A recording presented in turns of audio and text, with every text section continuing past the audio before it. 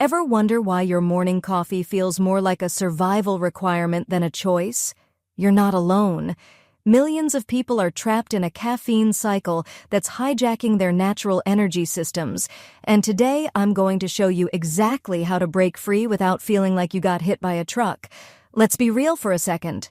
That afternoon crash you experience, the inability to function before your first cup, the jitters when you've had too much, these aren't normal. They're signs your body has become dependent on an external stimulant to perform basic functions it should handle naturally. But here's the thing, everyone gets wrong about caffeine detox. Most people go cold turkey, suffer through hell for a week, then give up. That's like trying to jump off a moving train instead of slowing it down first. There's a smarter way. The key is understanding what's actually happening in your brain. Caffeine blocks adenosine receptors, which are responsible for making you feel tired. When you consume caffeine regularly, your brain creates more adenosine receptors to compensate. Remove caffeine suddenly, and all those extra receptors flood your system with fatigue signals. Here's your strategic exit plan. Start by tracking your current intake for 3 days. That means everything: coffee, tea, soda, energy drinks, even chocolate. You might be shocked by the actual numbers. Week 1 is about reduction, not elimination. Cut your intake by 25%. If you normally drink 4 cups of coffee, drop to 3. Your brain needs time to adjust its receptor production gradually.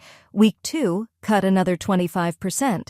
This is where most people start feeling the effects, but they're manageable because you're working with your biology, not against it. Here's a game changer most people miss. Replace the ritual, not just the substance. If you're a morning coffee drinker, try herbal tea or decaf in the same mug at the same time. Your brain craves routine as much as the stimulant. Support your body during this transition. Stay hydrated because dehydration mimics caffeine withdrawal symptoms. Get sunlight exposure first thing in the morning to regulate your natural circadian rhythms. Exercise, even light walking, helps your body produce natural energy. The headaches and fatigue typically peak around day 3 to 5, then gradually improve. Most people feel significantly better by week 2 and experience natural energy levels they haven't felt in years by week 4. One crucial tip: don't detox during a stressful period. Pick a time when you can be patient with yourself and maintain consistent sleep schedules. The payoff is incredible. Better sleep quality, stable energy throughout the day, reduced anxiety, and freedom from dependency. You'll discover what your natural energy rhythm actually feels like. Remember, this isn't about never having caffeine again.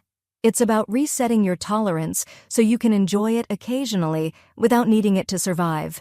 Your future self will thank you for breaking this cycle. Free ebook, Starbucks Liquors, Coffee the Adult Alcohol, worth $5.99.